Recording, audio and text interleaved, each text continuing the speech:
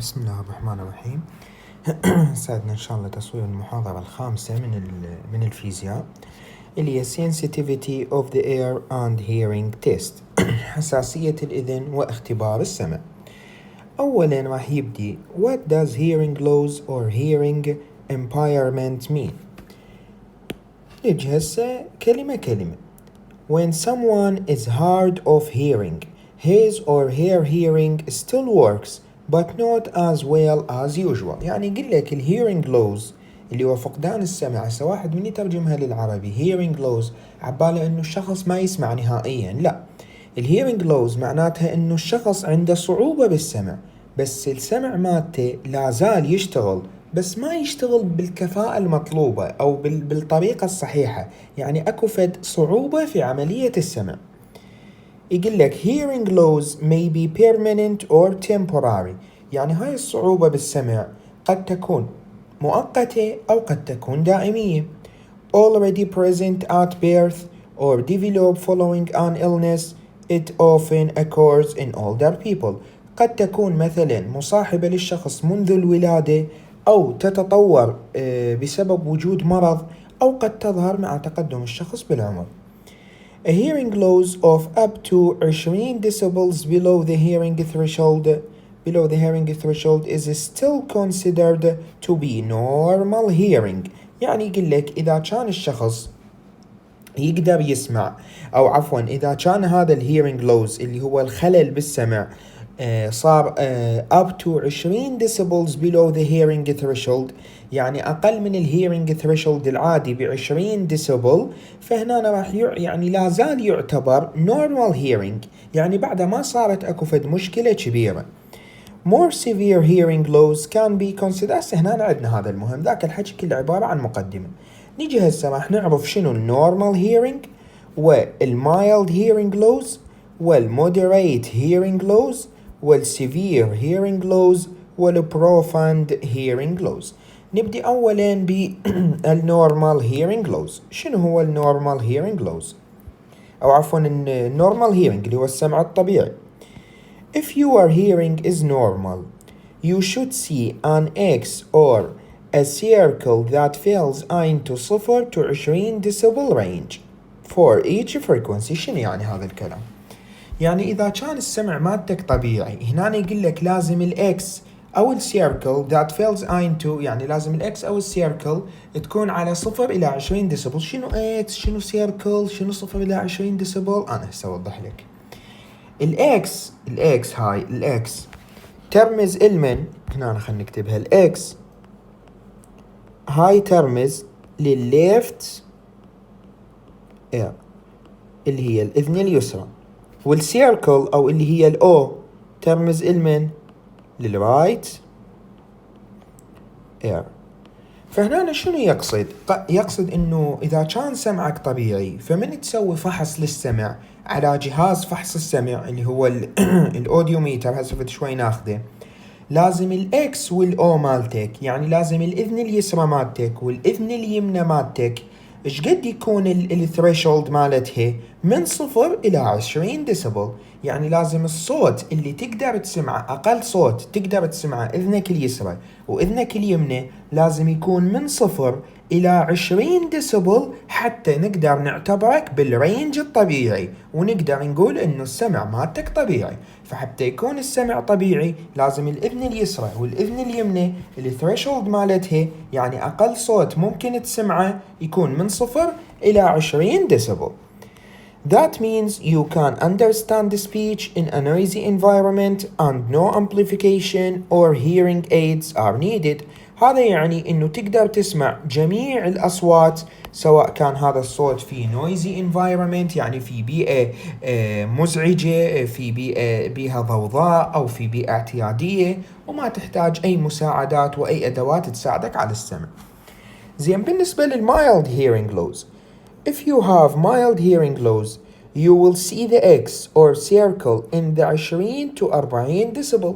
يعني هنا حتى نقدر نعتبره كبيك mild hearing loss لازم الإذن اليسرى والإذن اليمنى الثريشولد مالتهن يعني أقل صوت يقدرن يسمعنه بين 20 وال40 ديسبل. شوف بالحالة الطبيعية كان ما بين 0 وال20 ديسبل أقل صوت ممكن تسمعه الإذان. أما هنا بالمايلد هيرينج لوز لا، الأقل صوت تقدر تسمعه الإذان من 20 إلى 40 ديسبل. Mild hearing loss means you may be having difficulty understanding speech in a noisy environment. It may also mean that you require a higher volume level when you're watching the television or listening to the stereo. هنا أنا جاي يقول لك mild hearing loss قد يعني انه انت تحتاج الى شنو، او انت عندك يعني من يكون عندك المايلد هيرينج لوز معناتها انه انت قد يكون عندك صعوبة في فهم الكلام اذا كان هذا الكلام في بيئة يعني مزعجة، اذا كان اكو ضوضاء انت يعني صعب عليك تفهم الشخص اللي جاي يحكي قدامك، انت تسمع انه هو جاي يحكي بس بسبب الضوضاء الموجودة ما تعرف الكلام مالته، وبنفس الوقت الشخص يحتاج الى أو بنفس الوقت قد تحتاج يعني إنه تعلي الصوت أكثر من تباوع للتلفزيون أو من تستمع إلى الراديو، من تستمع إلى الموسيقى وهكذا. يعني أكو فد خلل بسيط بالسمع، لذلك هو يسمونه mild hearing loss. يعني الثريشولد اللي هو أقل مستوى تقدر تسمع الإذان راح تكون من 20 إلى 40 ديسبل، مو مثل الحالة الطبيعية اللي هو يكون من 0 إلى 20 ديسبل. الحالة اللي هي mild hearing loss راح تكون من 20 إلى 40 ديسبل. فيقول لك because of this family members are often the first to notice adults will benefit from in the ear or many behind the ear hearing aids.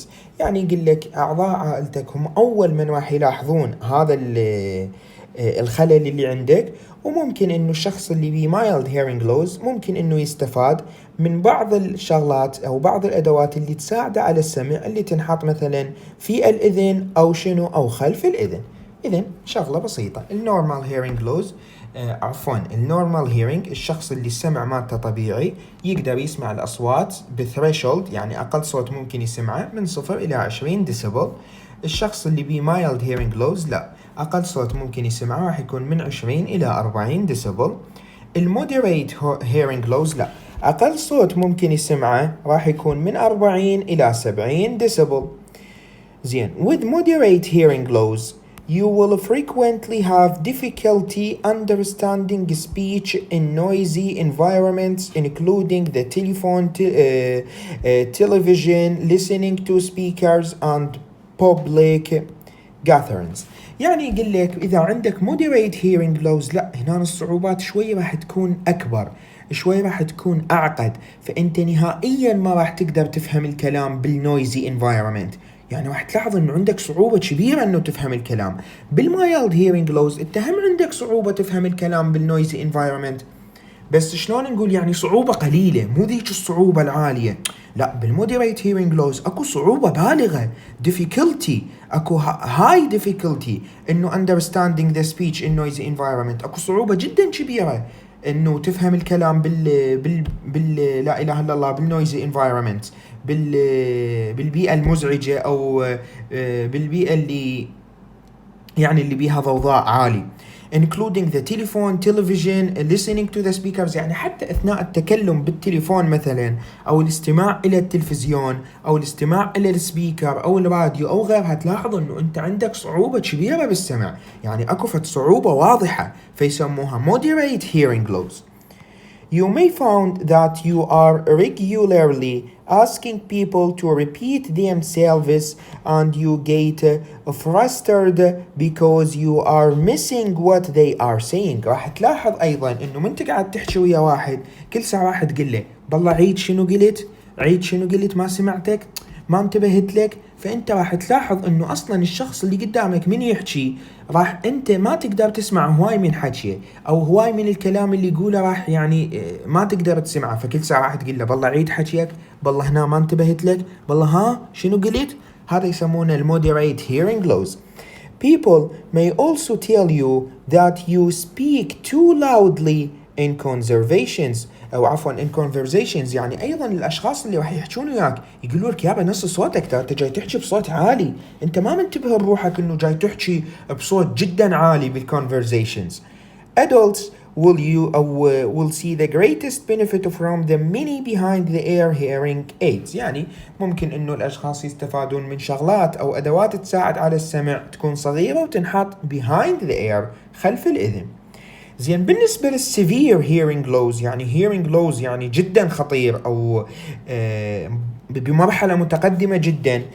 هنا if you have severe hearing loss the X or circle that feel 70 إلى 90 ديسيبل، يعني الثريشولد مالتك أو أقل صوت تقدر تسمعه حيكون بين 70 إلى 90 ديسيبل.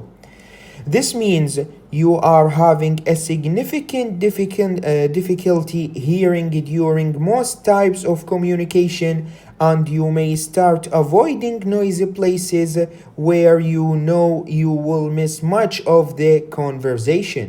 You still may have communications difficulties with behind the ear hearing aids.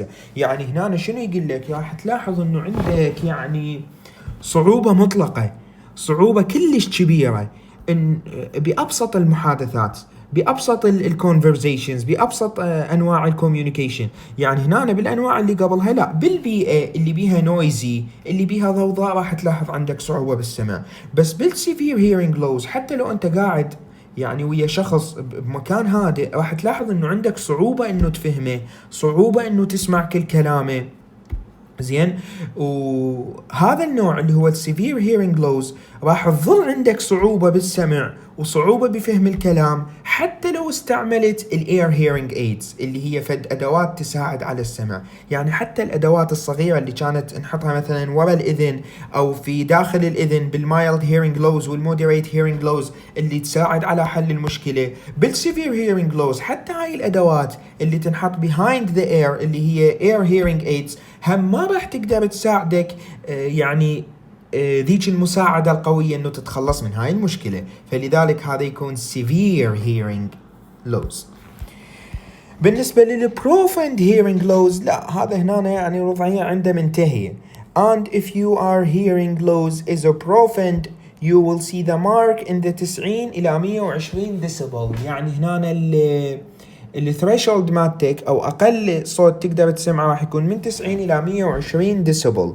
At this level you are having major communication problems in all situations. نهائيا ما تقدر تتواصل، صعب جدا انه تتواصل، صعب جدا انه تسمع الشخص اللي جاي يحكي وياك. A profound hearing loss typically requires a visual assistance while communicating such as a lip reading or a sign language. يعني الشخص اللي عنده profound hearing loss راح يحتاج شخص وياه شلون يكون مترجم، يعني فد شخص مثلا قارئ للشفاه يساعده، او شخص راح يكون عنده يتحدث وياه بالاشارات حتى يقدر يفهمه. يعني هذا الوضعية عنده كلش منتهية ابو البروفاند هيرينج لوز. يا اما ابو البروفاند هيرينج لوز يتعلم شلون يقرأ الشفاه حتى يفهم الشخص اللي جاي يحكي وياه، او الشخص اللي جاي يحكي وياه بلغة الاشارة حتى يقدر يفهمه، لان السمع عنده كلش منتهي. You will still have communication difficulties with hearing aids, but full-size super powerful behind the ear hearing aids will very useful for obtaining cause and environment sounds.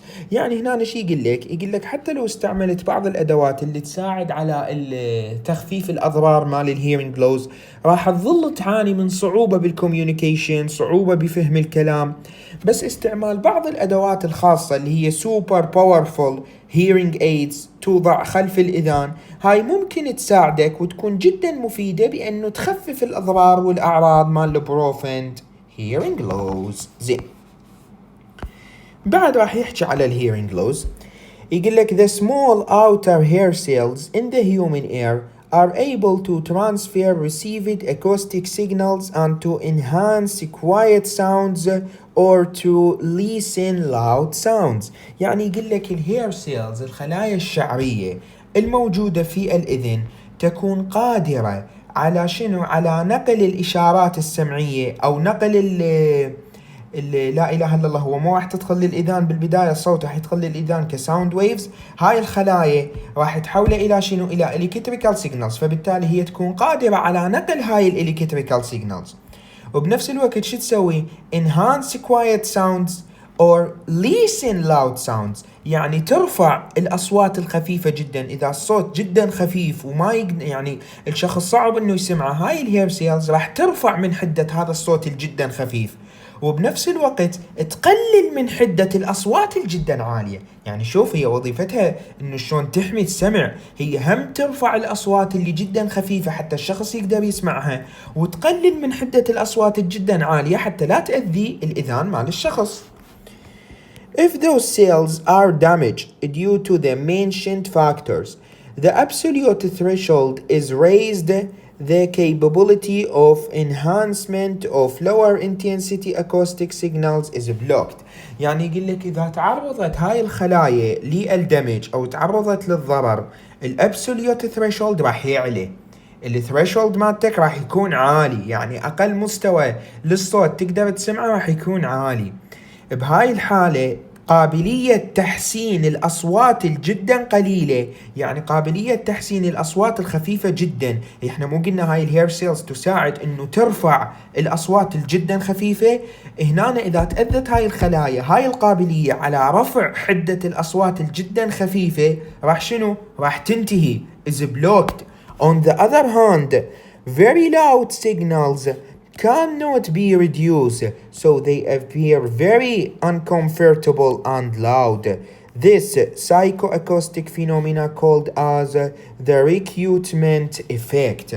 يعني يقول لك باور إذا تعرضت هاي الهير سيلز إلى ضرر، الشخص شنو راح يصير بيه أو شنو راح يصير علميا؟ أولا قابلية الإذان على أنه ترفع حدة الأصوات الجدا ناسية راح تنتهي، وبنفس الوقت قابلية الإذان على أنه تنزل حدة الأصوات الجدا عالية شنو هم راح تنتهي. فبالتالي الشخص اللي تتأذى الهير سيلز مالته ما راح يقدر يسمع الأصوات الجدا ناسية، وبنفس الوقت أول ما يتعرض إلى صوت عالي ولو شوية، شلون راح يكون هذا الصوت؟ راح يكون جدا مزعج وجدا مؤذي للإذان مالته، لأن الهير سيلز متأذية، الهير سيلز ما تقدر تسوي الوظيفة مالتها. زين، هاي الحالة أو هاي الظاهرة شي يسموها الريكيوتمنت إفكت. شي يسموها ريكيوتمنت إفكت. زين، نجي هسه هنا يقول لك there are two types of hearing test، اللي هي أكو نوعين من أنواع فحص السمع. أكو الكوندكتيف hearing test وأكو النيرف hearing test. نجي هسه نشرحهن واحد واحد. زين، قبل لا نبدي أصلا بالتو tests of the hearing لازم نيجي نعرف شنو هو البون كوندكشن اللي هو مستويات التوصيل العظمي، وشنو هو الاير كوندكشن ليفلز اللي هي مستويات التوصيل الهوائي. باوعلي البون كوندكشن ليفلز هاي تقيس كفاءة السمع عندما ينقل الصوت عبره. تقيس كثافة السمع عندما ينقل الصوت عبر عظام الجمجمة مثل عظم الخشاء خلف الإذن متجاوزا الإذن الخارجية والوسطى. يعني هاي المستويات مال التوصيل اللي هي مستويات التوصيل العظمي، البون كوندكشن ليفلز، تقيس كفاءة السمع من ينقل الصوت عبر عظام الجمجمة مباشرة متجاوزا الإذن الخارجية والوسطى. يعني البون كوندكشن ليفلز إلى علاقة بالإذن الداخلية، ما إلى علاقة بالإذن الخارجية والإذن الوسطى. لعد منو مستوى التوصيل اللي يقيس الإذن الخارجية والإذن الوسطى؟ الآير كوندكشن ليفلز. تقيس السمع عند انتقال الصوت عبر القناة السمعية وطبلة الإذن وعظيمات الإذن الوسطى، يعني الطريق الطبيعي للسمع. فبالتالي الاير كوندكشن ليفلز إلها علاقة بالإذن الخارجية والوسطى، البون كوندكشن ليفلز إلها علاقة بالإذن الداخلية. الفرق بينهما شوف، إذا كانت نتائج التوصيل العظمي أفضل من التوصيل الهوائي معناتها الشخص يسمع بشكل أوضح عند استخدام التوصيل العظمي. هذا يدل على وجود مشكلة في الأذن الخارجية أو الوسطى تمنع انتقال الصوت بشكل طبيعي. لأن إذا كانت نتائج التوصيل العظمي أفضل، إذا كان البون كوندكشن ليفل أفضل، معناتها الأذن الداخلية ما بها أي مشكلة 100%. واذا كان الاير يعني من يكون البون كوندكشن ليفل افضل، معناتها الاذن الداخليه ما بها اي مشكله. اذا عفوا المشكله راح تكون يا اما بالاذن الخارجيه يا اما بالاذن الوسطى. زين، اذا كانت الاير كوندكشن ليفلز 100 وما بها اي خلل، معناتها الاذن الخارجيه والاذن الوسطى ما بها مشكله، والاذن الداخليه هي اللي بها مشكله. يمتى نقدر نقول ماكو اي مشكلة؟ اذا كانت الاير كوندكشن ليفلز والبون كوندكشن ليفلز متساوية، ما بيناتهن خلل، اثنيناتهن مستوياتهن طبيعية، فبهاي الحالة السمع راح يكون طبيعي، لا اذن الخارجية ولا الاذن الوسطى ولا الاذن الداخلية بها مشكلة. فهسه نجي الى الكوندكتيف هيرينج تيست. الكوندكتيف هيرينج تيست فهنا شي يقول لك the bone conduction levels differ from the ear conduction levels.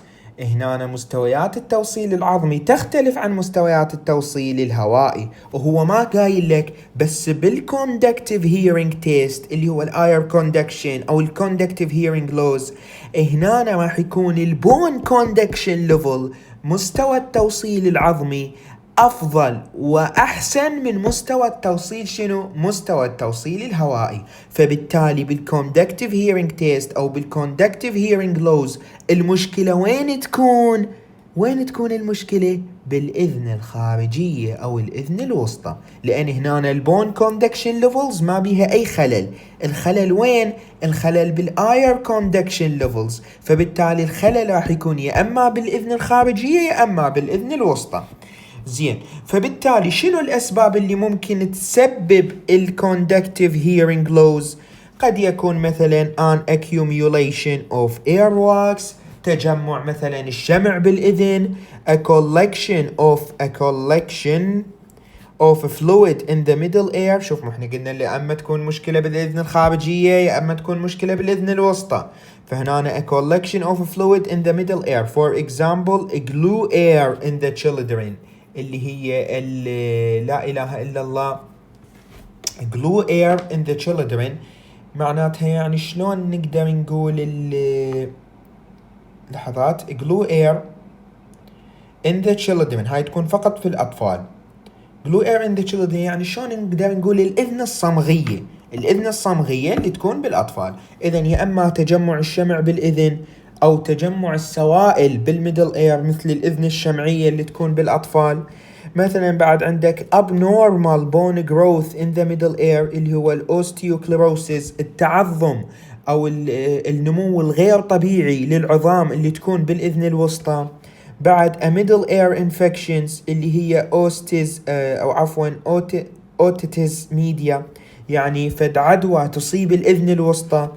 perforation of the eardrum اللي هو فد خلل يصيب طبلة الإذن. فشوف كل الشغلات اللي تسبب الكوندكتيف هيرينج لوز شنو؟ يا أما تأذي أو يا أما مسببات تأذي الإذن الخارجية يا أما مسببات تأذي الإذن الوسطى. لأن مثل ما قلنا بالكوندكتيف هيرينج لوز راح يكون البون كوندكشن ليفلز افضل من الاير كوندكشن ليفلز، فبالتالي المشكله يا اما راح تكون بالاذن الخارجيه يا اما تكون بالاذن الوسطى، يا اما تكون مثلا تجمع بالشمع يا اما تكون مثلا تجمع بالسوائل بالاذن الوسطى، نمو غير طبيعي للعظام بالاذن الوسطى، انفكشن عدوى تصيب الاذن الوسطى، perforation of the eardrum وغيرها من الاسباب. عندك النيرف هيرينج تيست اللي هو البون كوندكشن او السنسوري او عفوا السنسورو نيورال هيرينج لوز، سنسوري نيورال هيرينج لوز اللي هو النيرف هيرينج تيست او البون كوندكشن او السنسو او عفوا او السنسوري نيورال هيرينج لوز. هذا هنا شنو راح يكون؟ انا اقول لك هنا هذا شنو راح يكون. ear and bone conduction are the same. It indicates that the problem is likely to be located in the inner ear. Is likely to be located in the شنو؟ in the inner ear. يعني هنا يقول لك بالنيرف هيرنج تيست، بحالة النيرف هيرنج تيست شنو راح يكون؟ أنا أقول لك بالنيرف هيرنج تيست تكون نتائج التوصيل الهوائي والتوصيل العظمي متشابهة واثنيناتهن يكونن ضعيفات دون وجود فجوة بينهما. يعني هنا الاير كوندكشن ليفلز والبون كوندكشن ليفلز اثنيناتهن راح يكونن ذا سيم، واثنيناتهن راح يكون بيهن فد خلل، اثنيناتهن راح يكونن ضعيفات شوية. تمام لو مو تمام؟ تمام. refers to problems in the cochlea or the auditory nerve. هنا المشكلة راح تكون بالإذن الداخلية اللي هي يا أما راح تكون بالكوكليا يا أما راح تكون بالauditory nerve، كلها راح تكون بالinner ear. Most are due to the deterioration of the tiny inner or outer hair cells. غالبا راح يكون بسبب لا إله إلا الله الخلايا الشعرية الداخلية أو الخارجية.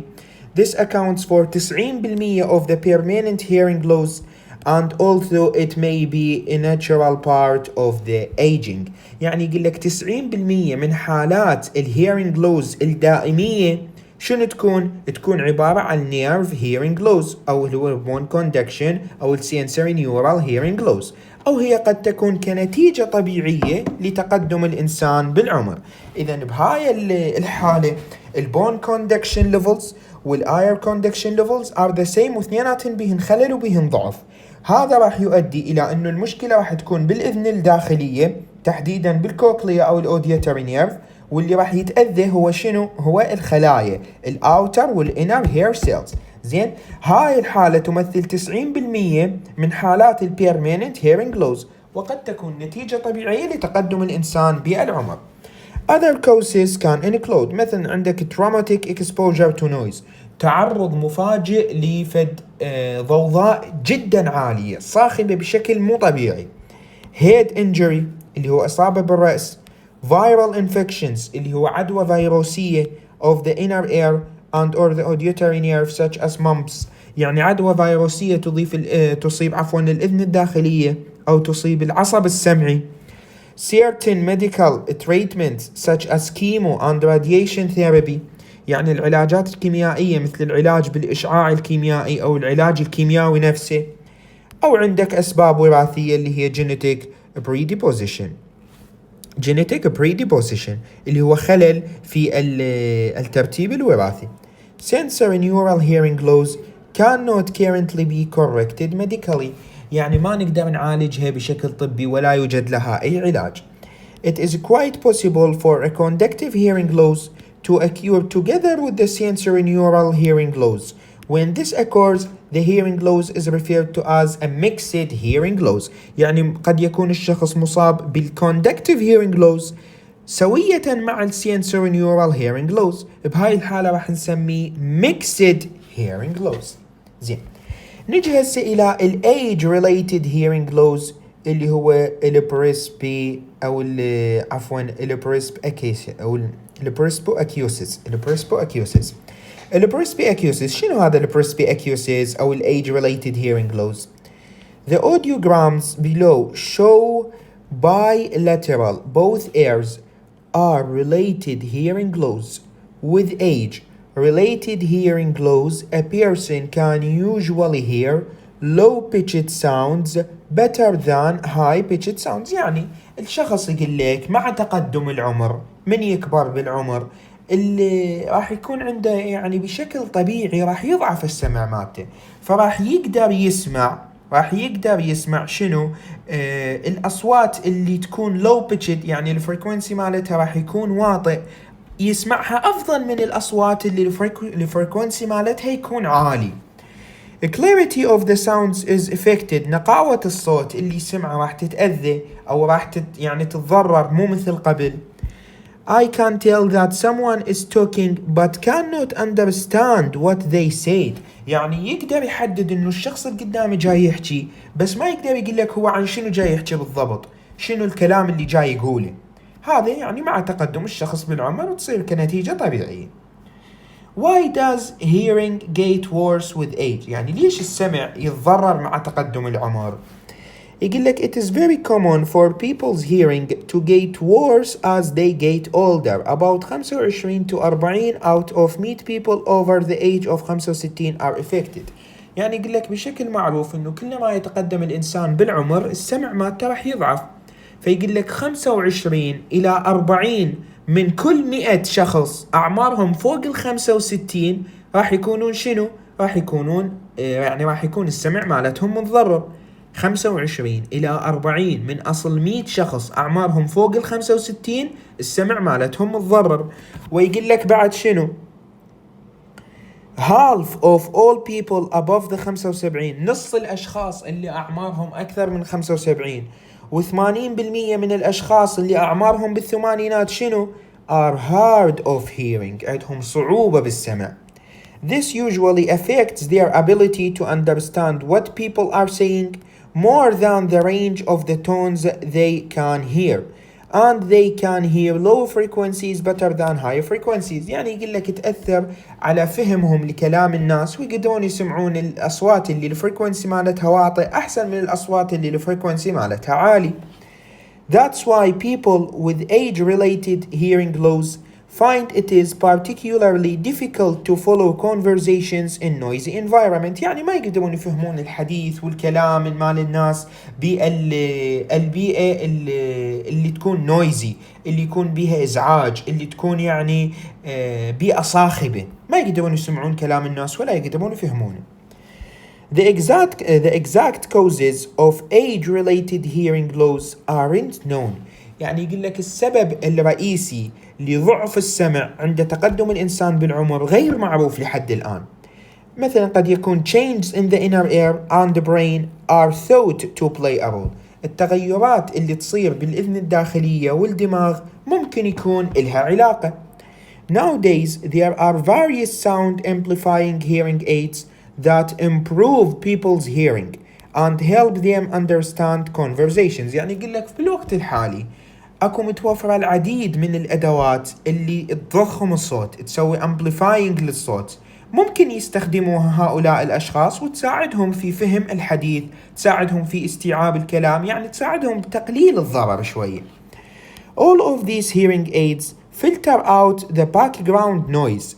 They are adapted to the individual needs of their wearer and can be worn behind in the ear where they are hardly visible. يعني يقول لك هذين الهيرنج ايدز، هاي الادوات اللي تساعد على السمع شو تسوي؟ تسوي فلترة للباك جراوند نويز، تسوي فلترة للازعاج اللي صاير بالباك جراوند، الازعاج اللي صاير بالانفايرمنت. يعني من يقعد الشخص هذا الكبير بالعمر ببيئة صاخبة، هاي السماعة شو تسوي؟ تفلتر هاي الاصوات المزعجة كلها وتركز على الصوت المهم، الصوت الرئيسي، الصوت مال الشخص اللي قاعد قباله. زين، وهذني شنو يقدر يلبسهن؟ يقدر يلبسهن خلف الإذن بحيث انه راح يكون من الصعوبة انه يبينن للشخص اللي قاعد قدامه. When can noise damage our hearing؟ يعني يمتى انه ممكن النويز، البيئة الصاخبة، تأثر على السمع مالتنا. زين، خلينا نغير شوي اللون لان ملينا. ناخذ هذا اللون مثلا. Our ears are constantly exposed to sounds, some of which can be damaging. يعني يقول لك الإذان مالتنا دائما تتعرض إلى أصوات مختلفة، بعض هذه الأصوات ممكن أن تكون ضارة.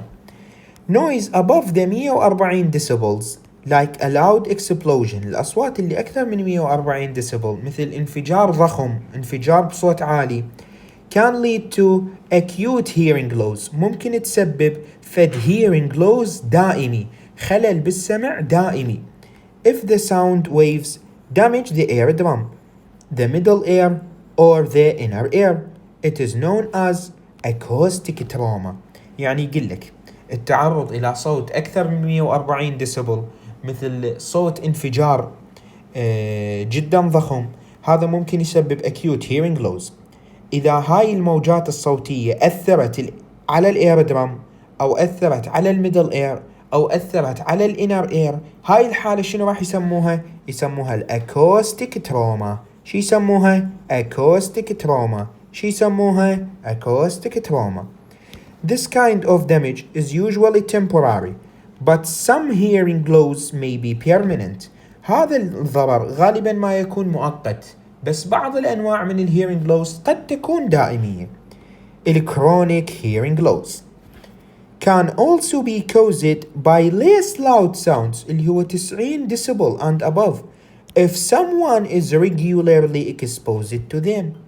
يعني يقول لك الكرونيك هيرنج لوز اللي هو الهيرنج لوز الدائمي ممكن انه يصير يعني مو بس بسبب انفجار او صوت جدا عالي، لا، حتى الاصوات اللي تقريبا 90 ديسيبل ممكن انه تسبب كرونيك هيرنج لوز اذا تعرض لها الشخص بشكل دائم.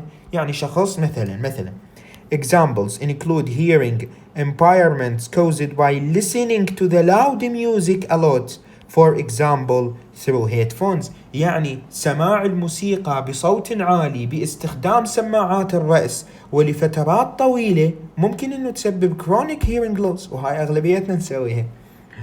or working with pneumatic drills without enough air protection. زين، هسه نجي الى شلون نحمي السمع مالتنا، شلون نسوي protection للهيرنج مالتنا. You can protect your hearing in various ways باستخدام طرق مختلفة. اكو مثلا عندك الفوم earring plugs. الفوم earring plugs اللي هي سدادات الإذن المصنوعة من الرغوة، سدادات إذن تكون رغوية offer protection against occasional noises. هاي السدادات الإذن الرغوية تكون صغيرة وتنحط هيك تندحس في داخل الإذن بحيث تسد المجرى السمعي مال الإذن، وبالتالي تقلل من حدة الأصوات وتقلل الأصوات اللي تدخل للإذن. وأكو بعد الأكوستيك إير مافس اللي هي هاي اللي تكون سدادات الإذن الكبيرة، اللي هي هيك تكون كبيرة وتغطي الإذن بكاملها، زين، الإذن اليمنى والإذن اليسرى. are an alternative. They completely cover both ears and are easy to put on and take off. People who work with loud machinery، الأشخاص اللي يعني مثلا يشتغلون بمصانع الأصوات مالتها دائما عالية لازم يستعملون هاي، يا أما الفوم earring plugs يا أما يستعملون الأكوستيك ear muffs. For instance in industry or road building have to use hearing protection. لازم يستعملون شغلات تساعد على الحفاظ على السمع مالتهم، وما مضحين بالراحهم هم. نجي هسه للدفنس.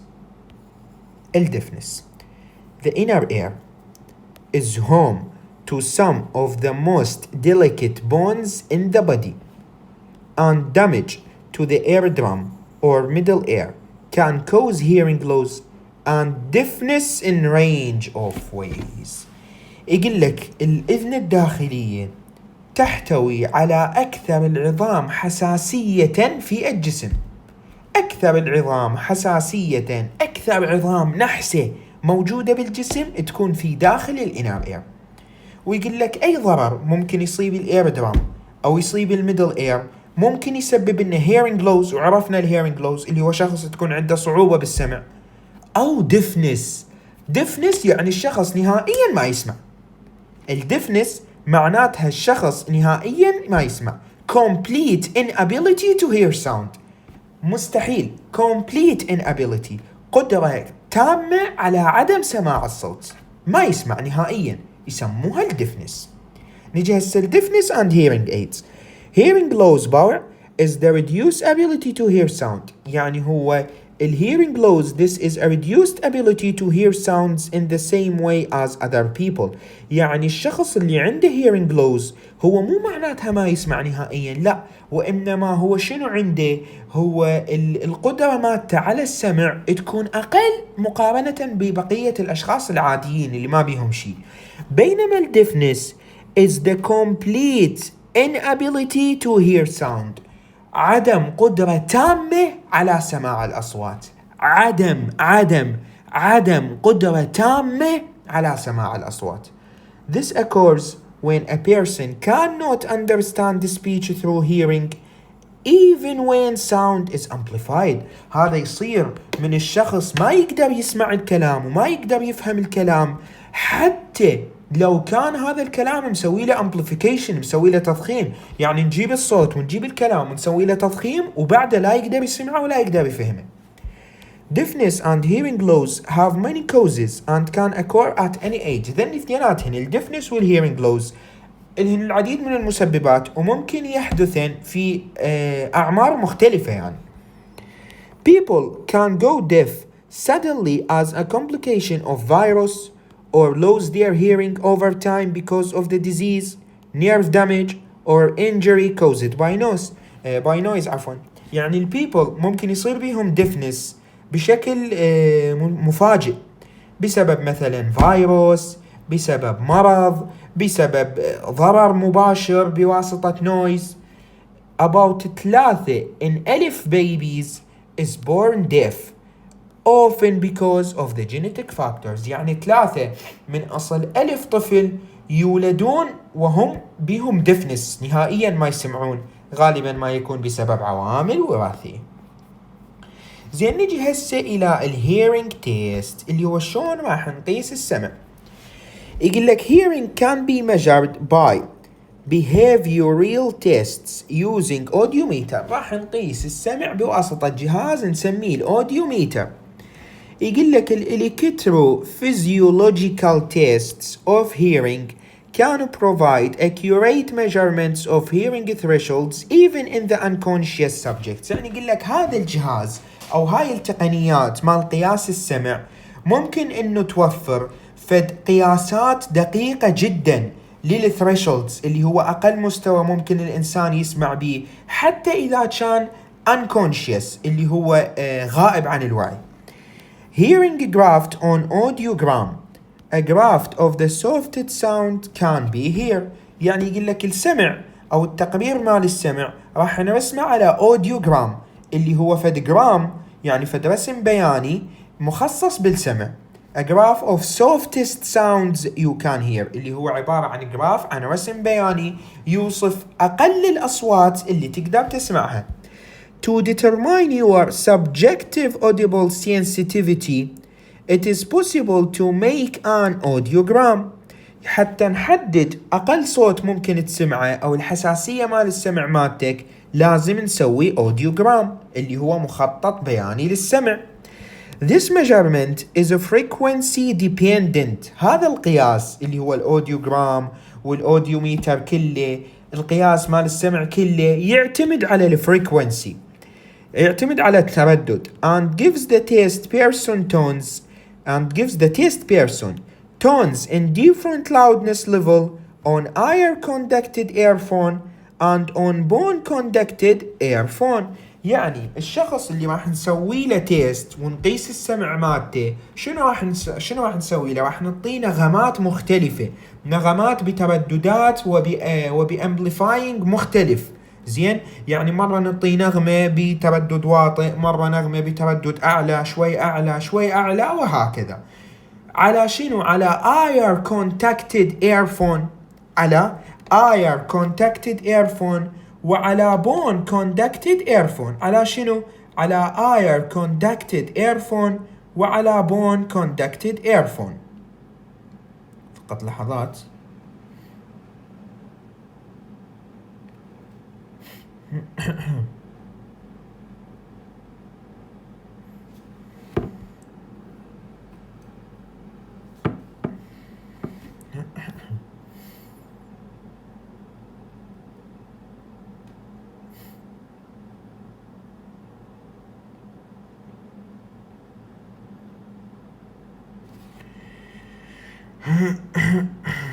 يا الله يا الله.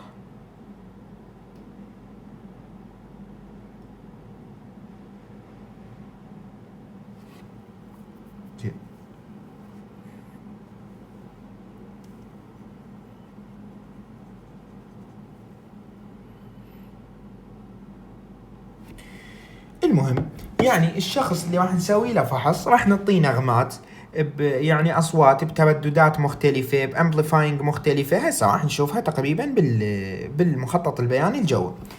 يقول لك it is necessary for the examination that the test person is pressing a button in the moment he can perceive the signal to show the examinant or physician that he is able to hear the tone at a certain frequency sound level.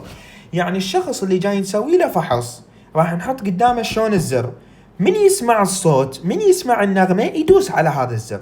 حتى الفيزيشيان أو الفاحص، الشخص اللي جاي يفحصه، يعرف إنه هو سمع الصوت بهذا التردد المعين، بهذا الليفل المعين. زين، هسه راح نجي إلى آخر شيء، آخر صفحة بالملزمة، اللي هو what is the audiogram.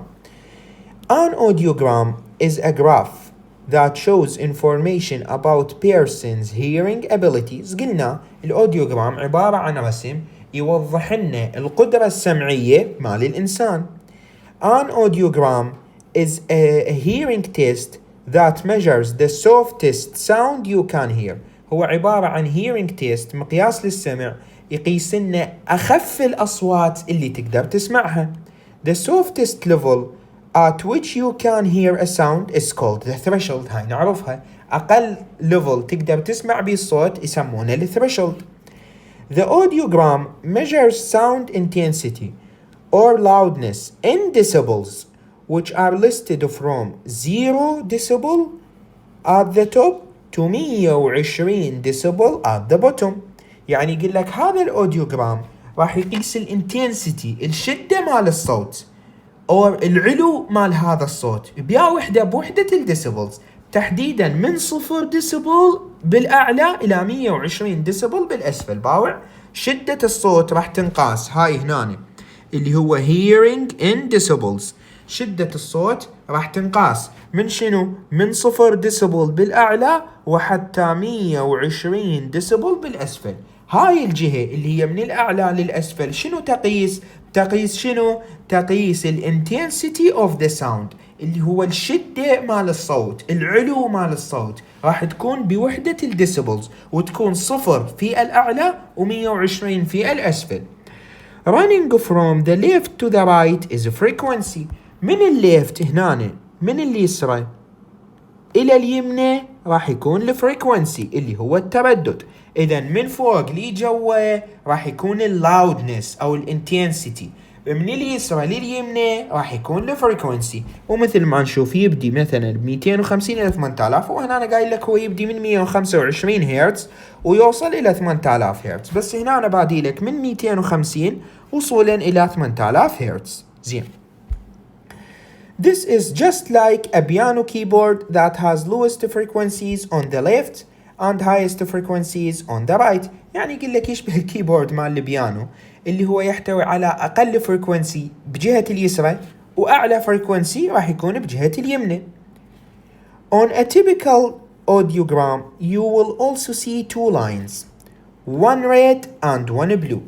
بالأوديوغرام شنو راح تشوف؟ راح تشوف أكو خطين، هنا أنا ما موضحهن، المهم خط راح يكون أحمر وخط راح يكون أزرق. The red line represents the hearing in your right ear and the blue line represents your left ear. يعني يقول لك بهذا الأوديوغرام راح تشوف خطين، خط أحمر وخط أزرق. الخط الأحمر يمثل السمع بالإذن اليمنى، والخط الأزرق يمثل السمع بالإذن اليسرى. In your audiogram does not have colors. هنا بهذا الأوديوغرام ماكو ألوان، أو إذا كان الأوديوغرام مالتك ما بيه ألوان. Then the line with X represents your left ear and the line with O or circles represent your right ear. وهاي ملاحظة قلناها قبل شوي بأول صفحة. إذا ما كانت أكو ألوان فراح يعطيك X و O أو X و circle. الإكس هاي للليفت اير والسيركل أو الأو راح تكون للرايت اير. So once your graph is filled in, X represents the left ear, O represents the right ear, it shows your hearing sensitivity for different frequencies at different intensities at different pitches and at different volumes. يعني هذا المخطط مالتك من ينترس XO XO XO معناتها شنو؟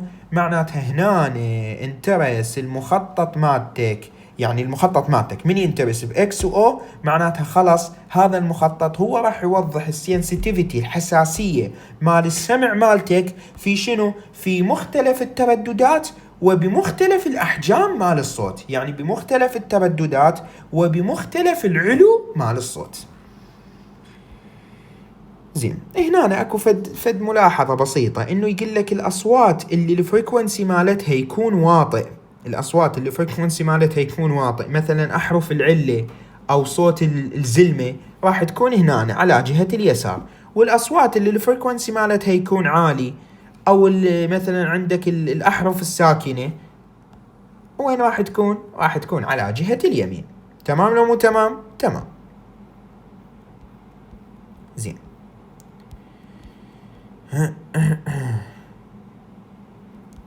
مثلا هنا إذا حالة النورمال هيرنج راح تكون من 0 إلى 20 دايوبتر، وهاي قلناها.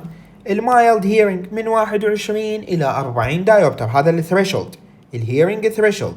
يعني بالنورمال هيرنج الشخص يقدر يسمع أقل صوت ب 0 إلى 20 دايوبتر. بالمايلد هيرنج لوز الشخص أقل صوت يقدر يسمعه ما بين 21 وال 40 دايوبتر. بالموديريت ما بين ال 41 إلى ال 50 عفوا أنا دائما أقول دايوبتر، عذروني، ديسيبل، عفوا قصدي ديسيبل. النورمال هيرنج من 0 إلى 20 ديسيبل. المايلد من 21 إلى 40 ديسيبل. الموديريت من 41 إلى 55 ديسيبل. الموديريتلي سيفير يعني هو لا هو موديريت ولا هو سيفير، شوي أعلى من الموديريت شوي أقل من السيفير، من 56 إلى 70 ديسيبل. السيفير من 71 إلى 90 ديسيبل، والبروفند 91 فما فوق ديسيبل. ولهنا خلصت المحاضرة وخلصت مادة الميد بالكامل، وبالتوفيق لكم جميعا.